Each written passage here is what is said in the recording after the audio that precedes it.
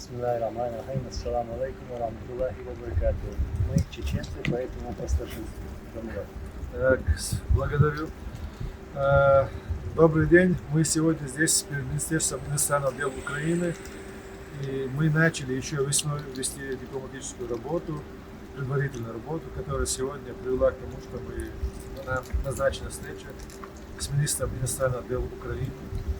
И вот сейчас мы как раз перед входом намереваемся дальше вести наш Так, как сказал Джамбулат, мы здесь по приглашению Министерства иностранных дел.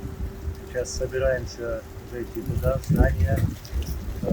Будем обговаривать все наши вопросы, которые касаются чеченского общества за рубежом, а также тех наших воинов, которые воюют против русских оккупантов.